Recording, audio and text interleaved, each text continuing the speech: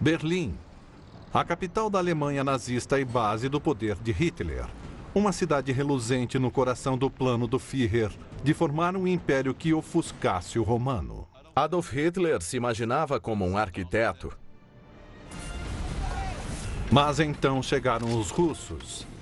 E Hitler deve preparar Berlim para a guerra. A questão era elevar os poderosos canhões e posicioná-los acima dos telhados da cidade. A cidade se torna uma fortaleza. Enterrado em seu centro o indestrutível Führer Bunker. É onde Hitler fará sua última resistência. Não quero saber! 1 milhão de soldados russos. 5 camadas de defesas nazistas. E uma batalha para decidir o futuro do mundo. Esta é a história da Fortaleza de Berlim.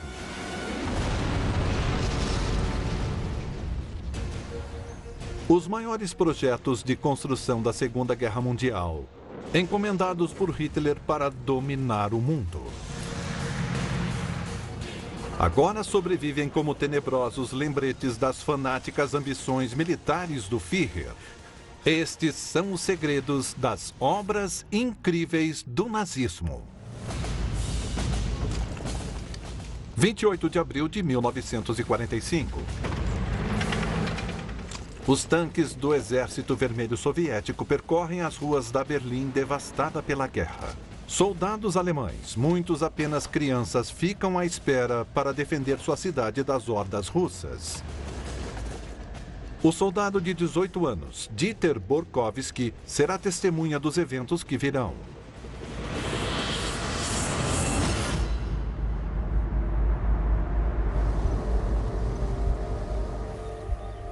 Por toda a cidade, há lembranças perturbadoras desses últimos dias da capital nazista.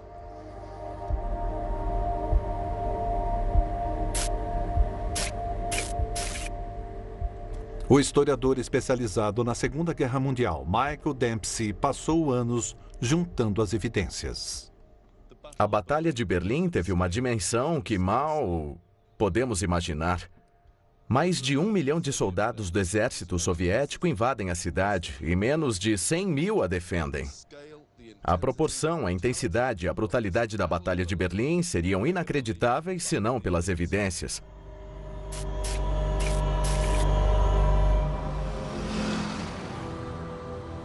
Apenas 10 anos antes, em 1935, o cenário era muito diferente.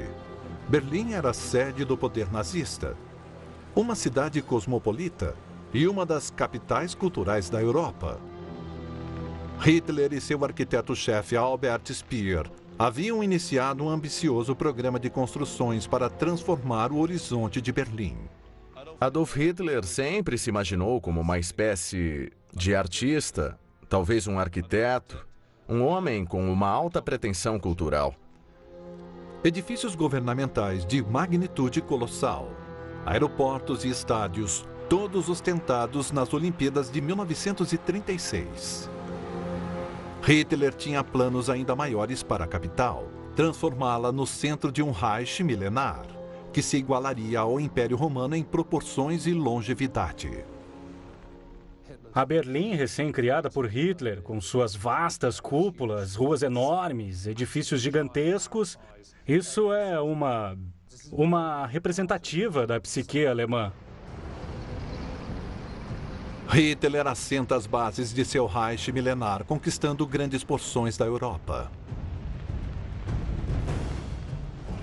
Mas em 1944, tropas inglesas e americanas desembarcam na costa francesa e avançam a partir do oeste. No leste, os russos empurram a partir de Stalingrado, até cruzarem o congelado rio Oder, ficando a 48 quilômetros de Berlim e Hitler. Os aliados estão prestes a pôr um fim na Segunda Guerra na Europa. A batalha ao longo deste rio poderia decidir o destino da Alemanha. As armas que vocês têm são nossas últimas. Vocês devem lutar fanaticamente para deter a ofensiva russa.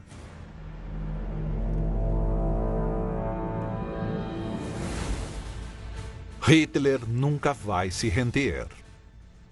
É um homem radical. Então, seria o Reich milenar ou desmoronar em um Armagedon. Não há um meio termo. É sempre uma coisa ou outra em sua cabeça. O Führer acredita que uma de suas armas fantásticas ainda possa virar a guerra a seu favor. Para ganhar tempo, ele resiste em Berlim, criando um castelo de concreto e aço e ordenando a todos os alemães defendê-lo até a morte. É claro que Berlim se torna uma fortaleza, pois é a capital do Terceiro Reich. É onde Hitler fará sua última resistência. O plano de Hitler é cercar Berlim com 5 camadas de estruturas formidáveis, a começar pelo primeiro obstáculo. 59 quilômetros de armadilhas para tanques nas colinas de Seelow. Um anel externo de defesa, incluindo o canal de Teltow. Um anel interno no forte do aeroporto de Tempelhof. 3 enormes torres antiaéreas. Uma camada final de canais e o centro da fortaleza. A Cidadela. Aqui estão localizados o Reichstag e o bunker de Hitler. Este é um estacionamento no meio de Berlim. Provavelmente o estacionamento mais interessante do mundo, já que é o autêntico sítio histórico do bunker de Hitler. 8 metros abaixo deste estacionamento estão os restos do infame Führerbunker. Após a guerra, os aliados tentaram destruí-lo para evitar que se tornasse um santuário nazista, mas ele era forte demais.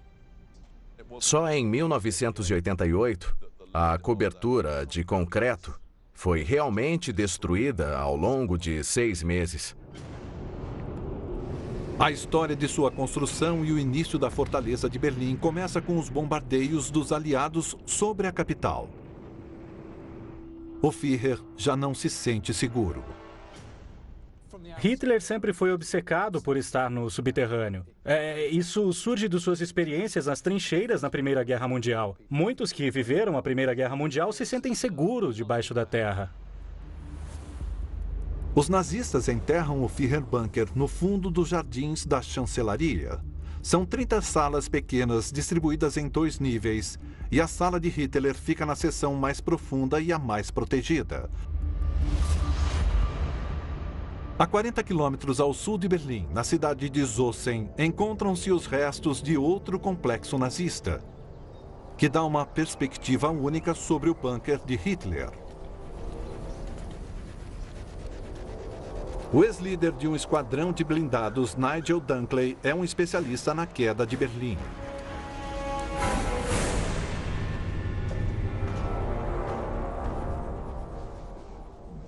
Certo, estamos no complexo de Totem-Wonsdorf.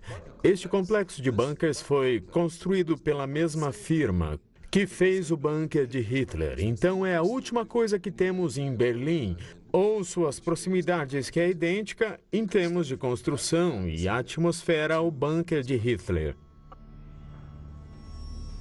Estes bunkers cobrem uma área de quase 5.000 metros quadrados.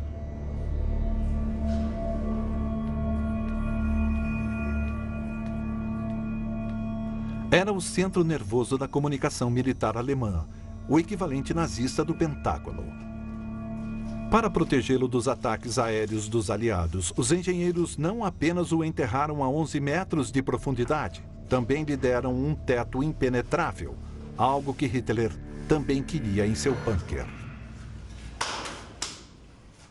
São 3 metros de concreto reforçado com barras de aço. E sobre o bunker de Hitler havia 4,5 metros de concreto reforçado, projetado para protegê-lo de qualquer coisa que os soviéticos ou qualquer um pudesse lançar sobre ele.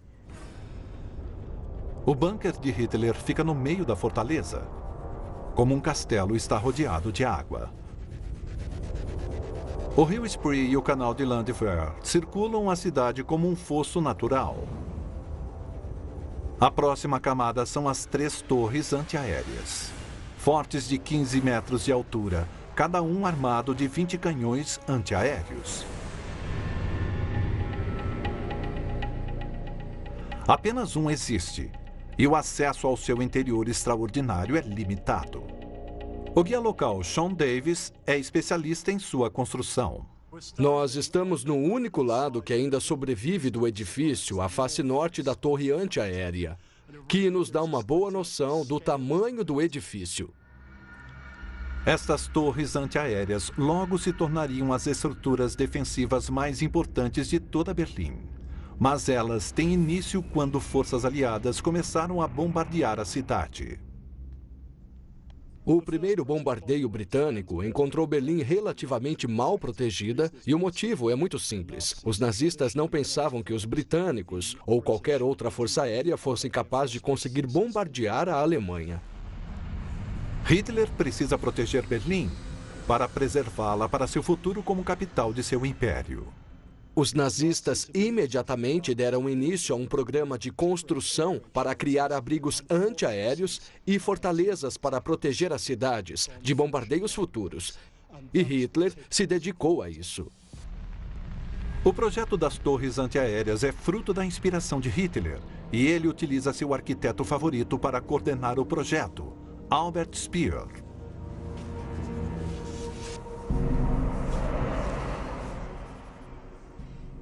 É assim que vejo as novas torres antiaéreas.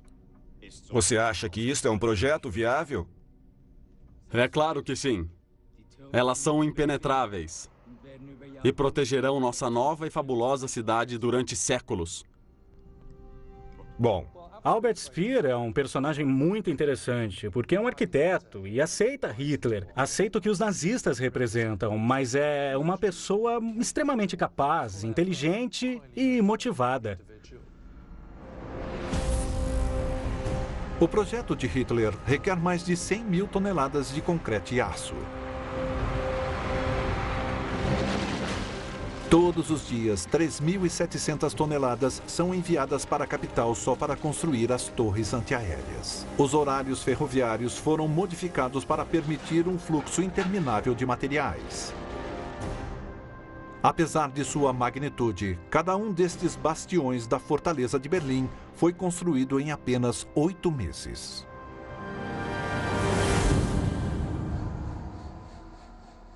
O propósito da torre antiaérea era elevar os canhões mais poderosos do arsenal alemão, posicionando-os acima dos telhados da cidade e dando a eles uma linha de fogo perfeita.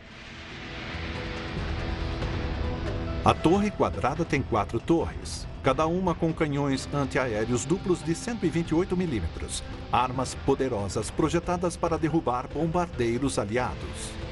Mas quando os russos chegam, essas armas estão apontadas para as ruas. Um dos soldados incumbido de operar esses canhões antiaéreos é Dieter Burkowski, de 18 anos, que escreveu um diário relatando suas experiências. Digam! Heil Hitler! Em 1945, adolescentes como Dieter são frequentes nas tropas inexperientes que restaram para defender a capital de Hitler. Posso ajudar? Por favor, posso solicitar uma dispensa de fim de semana para ver a minha mãe? Seu nome, por favor? Dieter Burkowski. Ah, olha, é parecido com o meu. Ing Dombrovski. De onde você é? Eu sou de Berlim.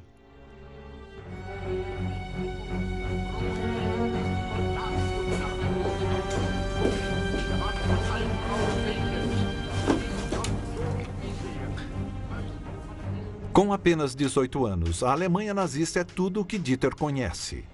Em breve, ele terá que defender sua família, seu Führer e sua pátria.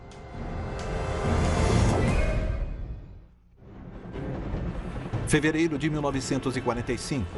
As forças soviéticas acampadas no rio Oder planejam seu ataque a Berlim conforme seu exército cresce com reforços da Rússia. Os aliados enviam bombardeiros para castigar Berlim e facilitar o caminho para a invasão russa.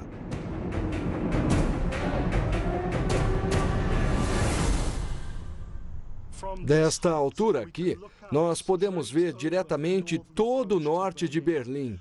E é claro, os canhões antiaéreos não teriam problema algum para se virar e apontar em qualquer direção de onde os bombardeiros inimigos viessem para sobrevoar Berlim. No topo das torres, artilheiros antiaéreos lutam para derrubar os aviões aliados.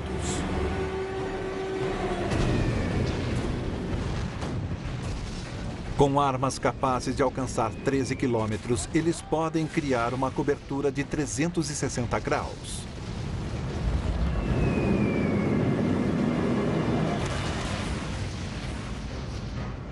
E o poderio dessas armas deve ser calculado no projeto do edifício.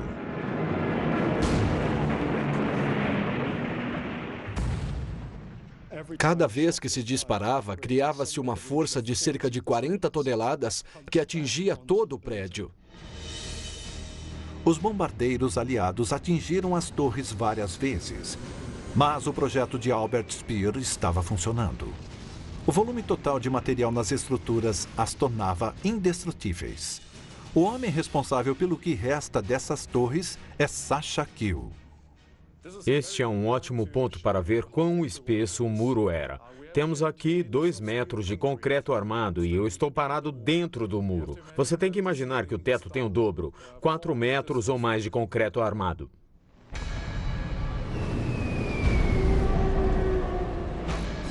O bombardeio à cidade é implacável. Os berlinenses vinham às torres em busca de proteção. Mais de 15 mil pessoas se amontoam em cada uma.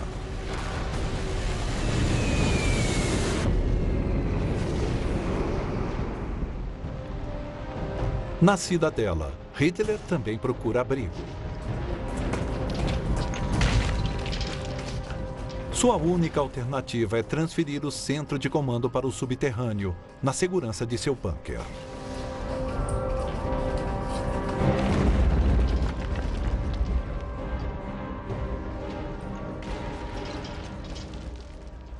Hitler está decidido a lutar até o fim, por cada metro. E ele não vai abandonar Berlim, não vai desistir. Vai se refugiar em seu bunker e ficar lá até o fim. E a elite nazista tem acesso aos abrigos construídos com outros propósitos. Estamos aqui em um Luftstream, uma sala de proteção aérea, um abrigo antiaéreo. Este é um abrigo bem pequeno, mas com certeza estava lotado, principalmente perto do fim da guerra. Temos um pouco de comédia nos muros ao meu redor. Só o suficiente para fazer este lugar mais acolhedor.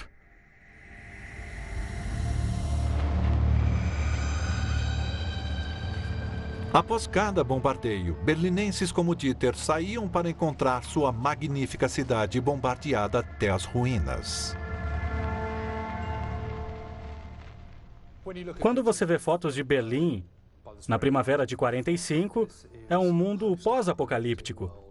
Um mundo de edifícios arrasados, onde dificilmente se encontraria um vidro intacto. Há escombros por toda parte, pessoas abatidas, magras, cadavéricas, há doenças, esgotos abertos. É uma cidade que já foi destruída antes mesmo que os soviéticos se aproximassem o bastante para usar sua artilharia. Os berlinenses estão apavorados com o avanço dos russos. Eles têm uma reputação assustadora. Anteriormente, o exército nazista havia marchado até os portões de Moscou, cometendo atrocidades brutais com quem encontrassem pela frente. Mas quando a guerra deu uma virada, os russos batalharam o caminho de volta até a beira da capital alemã, com uma coisa em mente. O exército soviético tinha lutado incansavelmente através de áreas que iam de Stalingrado até os portões de Berlim. Eles tinham visto coisas horríveis, tinham visto o que os nazistas fizeram à medida que avançavam pelos territórios ocupados, onde o Reich havia estado. E eles chegaram ao portão prontos para se vingar.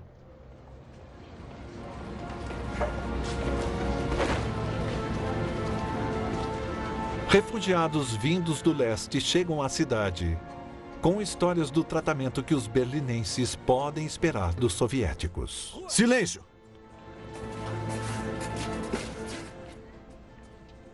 O que ela disse? Nada. Não minta pra mim! Ela disse que Quando os russos chegarem, vão nos levar para as minas na Sibéria. E as mulheres serão transformadas em prostitutas. O que você está querendo, hã? Me diga! Me diga, sua vadia! Março de 1945. Após ter acampado no rio Oder por 2 meses, os soviéticos estocaram 7 milhões de cartuchos prontos para serem disparados em Berlim. Os aliados no oeste atravessaram o Reno. Contra os conselhos de seus generais, Hitler está decidido a defender sua capital mesmo sem suas prometidas armas fantásticas. Albert Speer, seu arquiteto, veio a ele e disse: precisamos fazer algo para proteger a indústria alemã e fazer uma reconstrução após a derrota. Hitler disse: após a derrota? É uma piada? Não haverá derrota. No dia seguinte, emitiu sua ordem de Nero, a política de terras queimadas, para que não restasse em Berlim nada de valor que os soviéticos pudessem usar. O nosso inimigo não deixará nada além de terra queimada quando recuar. Sem ter o menor cuidado com a população alemã. Ordeno que qualquer coisa de valor que pudesse ser usada pelo inimigo seja destruída. Não deve restar nada. Não quero nada por aqui. Absolutamente nada, entenderam? Nada! Em uma virada impressionante, Hitler propõe demolir complexos industriais, ferrovias estratégicas e pontes antigas. Destruir maravilhas arquitetônicas inestimáveis deixou o arquiteto-chefe horrorizado. Führer, nessa altura da guerra, não faz sentido realizarmos demolições que possam afetar a vida da própria nação. Não devemos deixar nada para os russos, entendeu? Mas nós vamos destruir tudo. Se você acreditasse que a guerra ainda pode ser vencida, se pudesse ao menos ter fé nisso, tudo estaria bem, ficaríamos tranquilos. O que você pensa com relação a isso? Não posso, por mais que queira. Não quero ser outro suíno no seu séquito, que diz acreditar na vitória quando não acredita. Você tem 24 horas para repensar essa sua resposta. –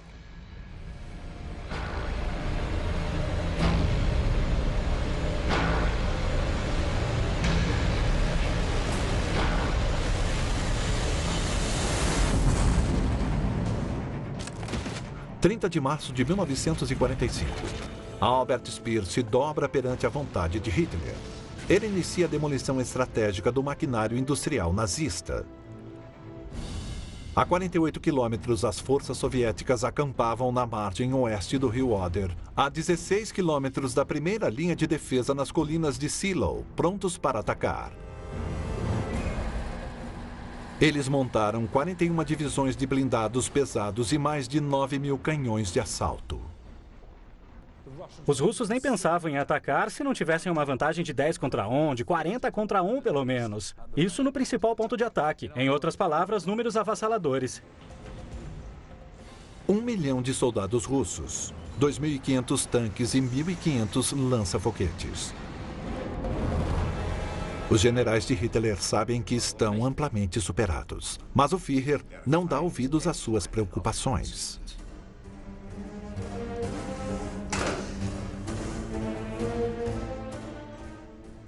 Esses generais dizem que isto não é possível, que aquilo não é possível. Inacreditável. O nosso exército deve deter os russos no rio Oder. É isso que eles devem fazer.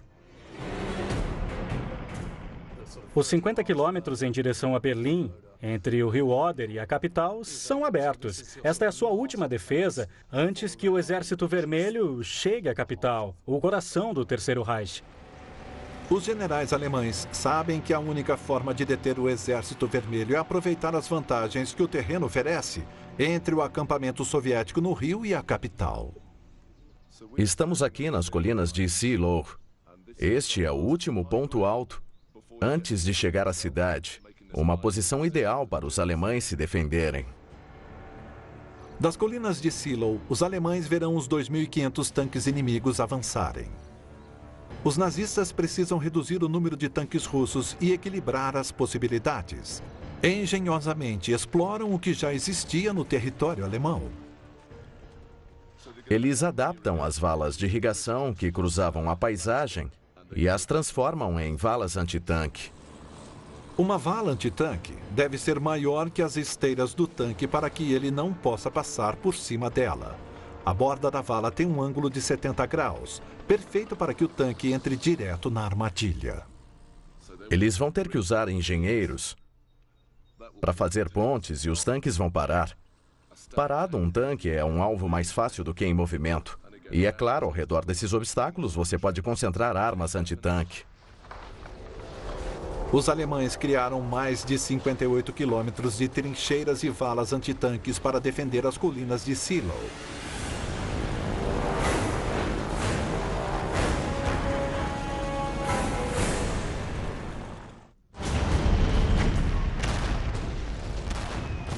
A batalha final.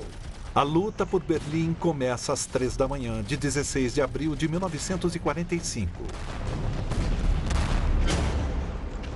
Ao amanhecer, os tanques e a infantaria russos começam a avançar. Os soviéticos estavam com pressa. A essa altura, queriam chegar o mais rápido possível à fortaleza de Berlim. Mas no fim do primeiro dia, os russos ainda não tomaram as colinas de Seelow. Para sua surpresa, descobriram que as defesas alemãs eram muito mais eficientes do que tinham imaginado. Surpreendentemente, embora superados em 10 contra 1, os alemães resistiram ao poderoso Exército Vermelho por 4 dias. Com certeza, nenhuma engenhosidade alemã ou defesas bem montadas durariam para sempre. Era mesmo apenas questão de tempo, até que a imensa superioridade numérica e a grande determinação dos soviéticos acabassem vencendo. Finalmente, os engenheiros russos superam as armadilhas e em 19 de abril, os soviéticos tomam as colinas de Seelow. Eles perderam mais de 30 mil homens e 700 tanques, mas estão a um passo mais próximo de Berlim.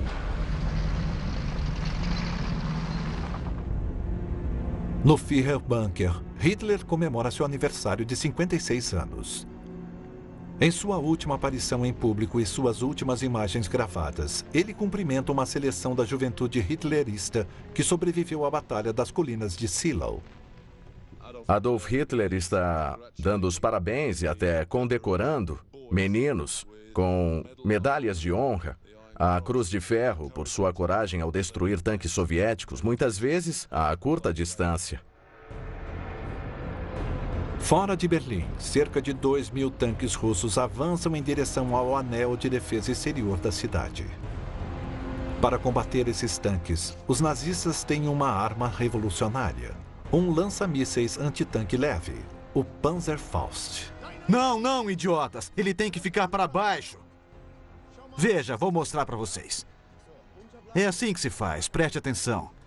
Você também. Este míssil inovador pode perfurar quase 10 centímetros de blindagem a uma distância de 100 metros.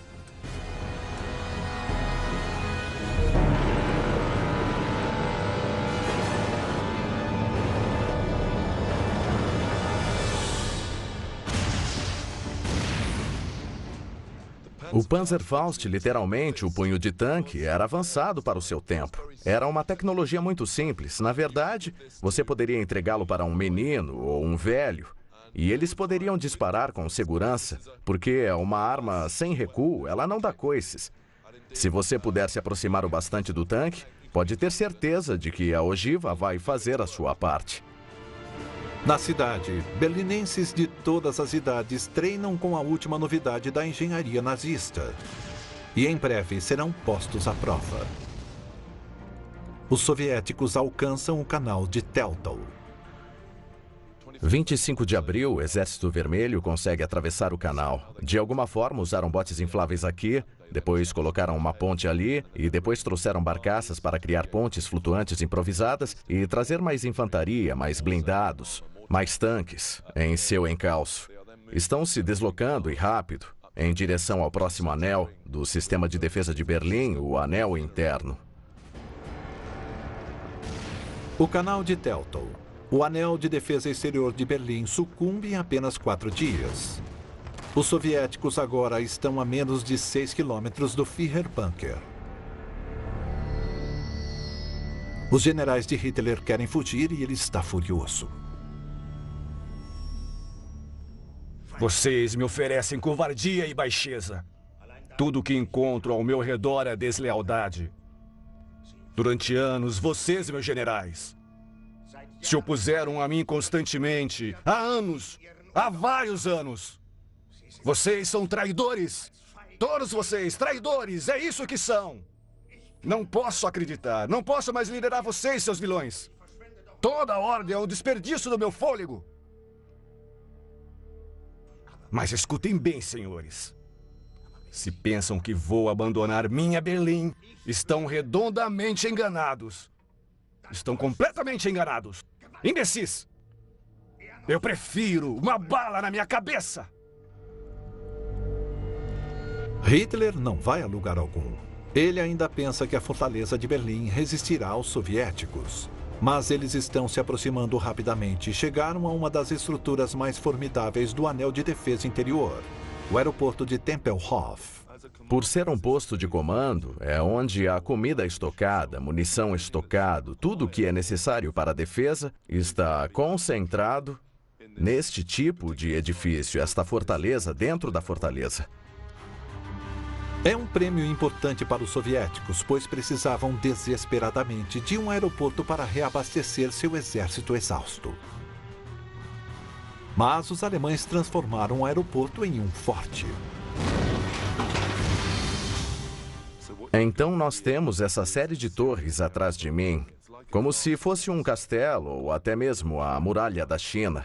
Temos essas torres planas onde você pode colocar artilharia sem problemas. E isso gera uma guerra de trincheiras elevadas. Você pode pôr artilharia atrás dessa barreira visual e disparar de uma posição elevada contra os soviéticos. Às vezes é preciso parar e olhar para longe para podermos enxergar o que está diante de nós. National Geographic convida você a uma viagem pelo passado, através das tecnologias do futuro. Especial Tesouros Perdidos. A partir do dia 22, 7h45 da noite, no National Geographic. Meu nome é Evandro Rocha Ferreira. Eu não vou enterrar outro filho.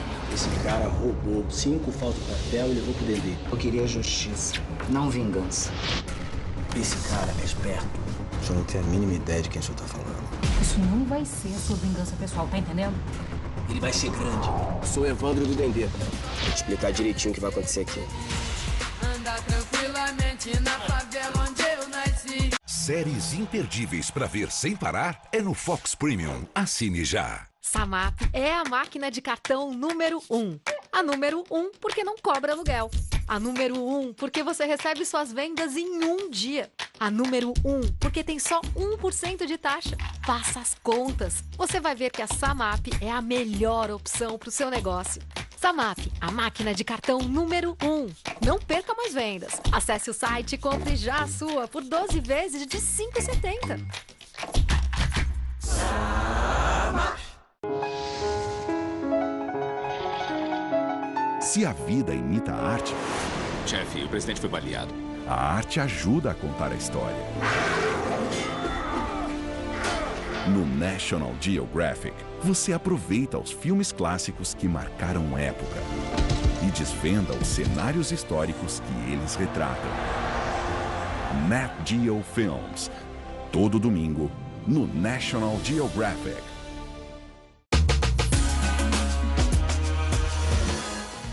Nutri Ninja Alto IQ. O poderoso extrator de nutrientes que aproveita 100% dos alimentos e extrai o máximo potencial nutritivo dos ingredientes. Nutri Ninja Alto IQ prepara em segundos vitaminas ultra poderosas com mais proteínas e minerais para você ter muita disposição. Deixa os sucos cítricos verdadeiramente encorpados, com mais vitamina C para toda a sua família. Só a Nutrininja conta com a exclusiva tecnologia Auto IQ, que combina de forma inteligente velocidade e movimentos pré-programados. Sua jarra ultra resistente foi projetada com formato diferenciado, que maximiza o contato dos alimentos com as 6 lâminas de aço super afiadas, configuradas para cortar, triturar e micronizar. Ligue agora e peça já seu Nutrininja Auto IQ. E se você puder transformar a sua alimentação diária na sua melhor aliada para prevenir doenças e ter sempre uma super saúde, nessa oferta especial e exclusiva, você recebe de presente a obra Muito Além dos Superalimentos, do renomado nutrólogo Dr. Wilson Rondó Jr. Descubra os segredos para aproveitar melhor os nutrientes e vitaminas de cada alimento. Conquiste mais saúde, mais disposição e tenha a energia que você precisa para o dia a dia de maneira 100% natural e saborosa. Mais de 50 superalimentos revelados e explicados. Mitos colocados à prova. A maneira correta de combinar e processar os alimentos. Além de mais de 40 receitas de sucos, smoothies e detox para você preparar com seu Nutrininja. E ligando agora, você também recebe estes 2 copos diferentes com 2 tampas. Nutrininja Auto IQ é uma exclusividade que você só encontra aqui. Ligue ou acesse polishop.com. Você vem me encontrar aqui? Onde é que você tá?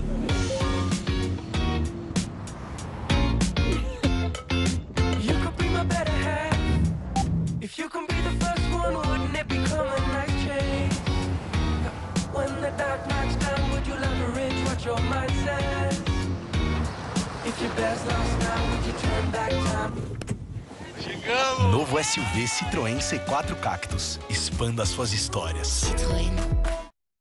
Eu sempre anotava os preços que encontrava para o meu hotel favorito num papel, até achar o mais barato. Eu fazia uma lista com todos eles. Por sorte, o Trivago faz exatamente a mesma coisa. E eu economizo tempo e dinheiro. Espera que não acabou. O meu hotel favorito em Fortaleza é o Blue Beachfront. E como eu uso o Trivago, sempre me pergunto: por que alguém ligaria para saber o preço se no Trivago dá para ver o preço que o hotel oferece e de outros sites e aplicativos por aí? Hotel Trivago. Cada mulher sente as dores menstruais de um jeito e Buscofen é a solução para todas. Sua cápsula Liquigel age 2 vezes mais rápido que comprimido, aliviando as cólicas menstruais, dores de cabeça, costas e pernas. A solução para dores menstruais? Buscofen. Ao persistir os sintomas, o médico deverá ser consultado. Uma linha pode ser a menor distância entre 2 pontos. Mas quando essa linha é uma das fronteiras da América do Sul, ela também pode ser a menor distância entre a liberdade e a prisão. Descubra tudo o que acontece nas Fronteiras Perigosas. Novo episódio segunda, 10 da noite, no National Geographic. Os confrontos são intensos. E suas evidências ainda podem ser vistas nos túneis queimados sob Tempelhof.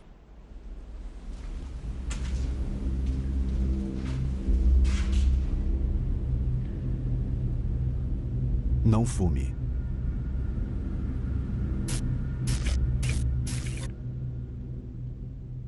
Este deve ter sido um cenário muito confuso e caótico, muito barulho, gente dando ordens para todo lado.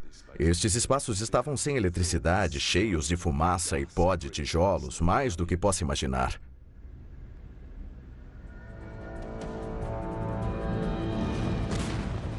Finalmente, o enorme volume das tropas soviéticas vence. Em 27 de abril, os soviéticos estão no controle de Tempelhof. É uma enorme vitória estratégica.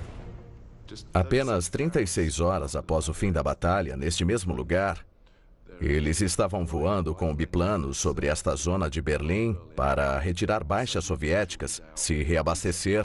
Aviões de combate estavam chegando. Os soviéticos se reabastecem e continuam avançando. Eles encontram uma forte resistência dos berlinenses que ainda defendiam a cidade.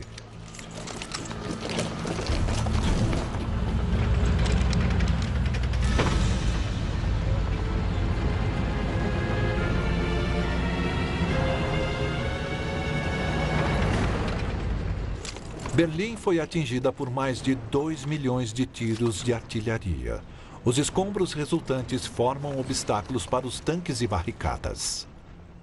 Quanto mais confuso for o terreno para o tanque, mais chances eu tenho de pegá-lo a curta distância, destruir a torreta e destruir o armamento principal.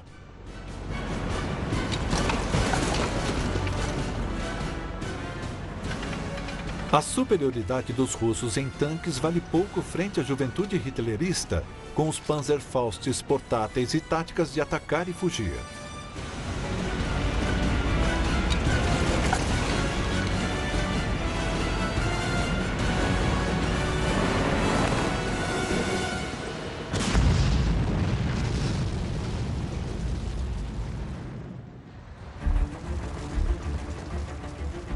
A cada hora, o Exército Vermelho se aproxima do Führerbunker e de Hitler. Os tanques fazem os berlinenses recuarem e buscarem refúgio nas torres antiaéreas indestrutíveis. Aproximadamente 15 mil civis deveriam ter entrado aqui. A palavra-chave aqui é deveriam, pois sabemos que as pessoas estavam se amontoando dentro desses edifícios. Eram 3 ou 4 vezes o número oficial de civis forçando a entrada. Até 60 mil civis se espremem em cada uma das 3 torres antiaéreas, confiando sua sobrevivência à enorme quantidade de concreto. Do lado de fora, os soviéticos lançam tudo o que têm contra as últimas grandes estruturas nazistas. Os tanques russos ficaram ali, a uns 300 metros. Os soviéticos tentaram destruir a parede de 3 metros de concreto armado, mas eles não conseguiram. Apesar de todo o poderio do exército soviético investindo contra as torres antiaéreas, elas ainda estão de pé. Elas puderam resistir aos soviéticos, mas não podiam evitar que eles arrasassem o resto de Berlim. Isto significava que os soviéticos só tinham que esperar. Em algum momento, as pessoas lá dentro se renderiam. Os russos simplesmente deixaram as torres antiaéreas e foram direto para o bunker de Hitler e o Reichstag. A próxima linha de defesa é a água que circunda a cidadela. Os alemães destruíram todas as pontes, menos uma. O anel exterior de defesa foi arrasado, o interior também, e agora estamos na linha de defesa da própria cidadela, aquela do outro lado deste canal. Mas os engenheiros do exército alemão não conseguiram destruir a ponte de Moltke. Esta ponte é o último grande ponto de defesa entre o exército soviético e o próprio bunker de Hitler. –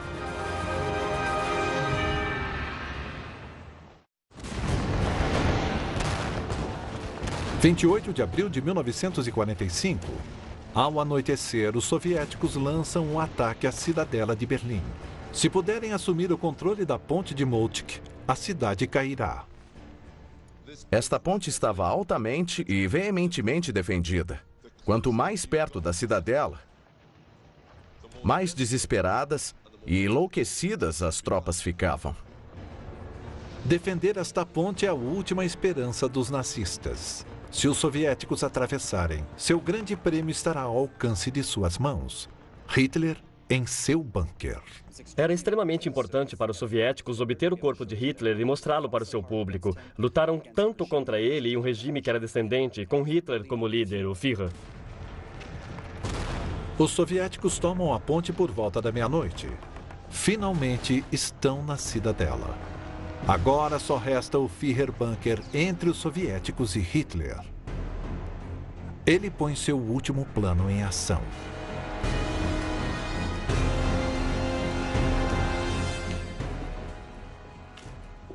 No dia 29, ele se casa com Eva Braun, a sua amante de muito tempo, recompensando-a por sua lealdade equivocada. Em 30 de abril, por volta das 15h30, ele comete suicídio, com ela dentro do bunker.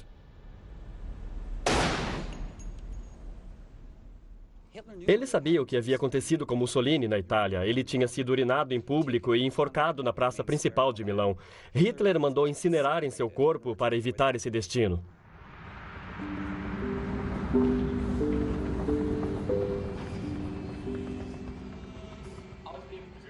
Do quartel-general do Führer, anunciamos que nosso Führer, Adolf Hitler, esta tarde, em seu posto de comando na chancelaria do Reich, lutando contra o bolchevismo até seu último suspiro, caiu pela Alemanha. Após a notícia da morte de Hitler, os berlinenses se sentiram abandonados e traídos pelo homem que tinha se colocado como seu líder, como o pai da nação, se você preferir. Dentro da torre antiaérea, Dieter descobre baixas trágicas. Quase 4.000 berlinenses decidem por fim as suas vidas durante a batalha, em vez de se renderem aos soviéticos. Sargento. O senhor viu Ing Dombrovski? Ela morreu. O tenente Zeidler deu um tiro nela.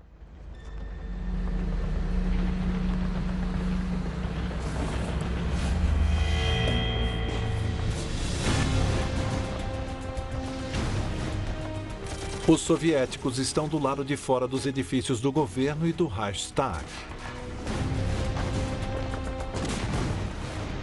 3 tentativas de invasão são detidas com muitas baixas soviéticas.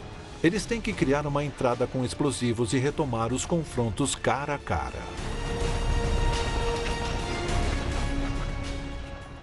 Finalmente, às 22h40 de 30 de abril de 1945, a bandeira vermelha da União Soviética foi hasteada sobre este edifício. Isto significa que, sistematicamente, todas as linhas de defesa que os alemães puseram em seu caminho foram superadas pelo Exército Vermelho. Além disso, a Alemanha nazista foi claramente vencida e a guerra na Europa chegou ao fim.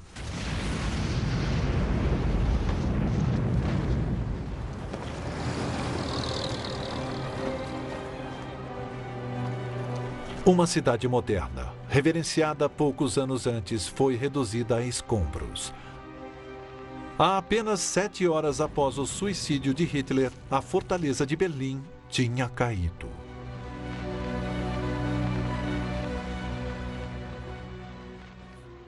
Uma quarta parte da cidade está em ruínas. 500.000 moradias foram destruídas. A infraestrutura de uma cidade moderna estava em farrapos, não havia água potável. As mulheres foram submetidas a trabalhos forçados, retirando os escombros para liberar as ruas. E, acima de tudo, o fedor. O fedor de edifícios desmoronados com corpos que apodreciam sob eles. As forças soviéticas perderam mais de 80.000 homens na Batalha de Berlim. O número de baixas alemãs é quase o dobro.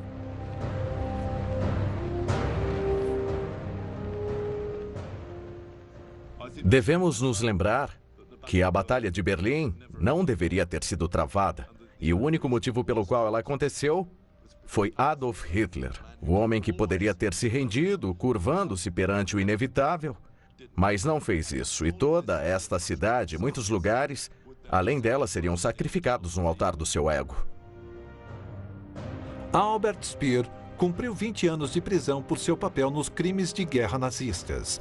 Quando foi liberado em 1966, ele escreveu sobre sua experiência como arquiteto do Terceiro Reich. Dieter estudou história na Universidade de Berlim e se tornou jornalista. Ele morreu de causas naturais em 2000, aos 71 anos. Com a queda de Berlim, a Alemanha nazista se rende oficialmente uma semana depois, em 8 de maio de 1945, e a vitória na Europa é declarada. Com a rendição japonesa, cerca de 4 meses depois, a Segunda Guerra Mundial chega ao fim. Apesar de toda a tecnologia militar e das mega-estruturas desenvolvidas pelos nazistas, o Terceiro Reich de Hitler falhou e mais de 60 milhões de pessoas perderam a vida no conflito.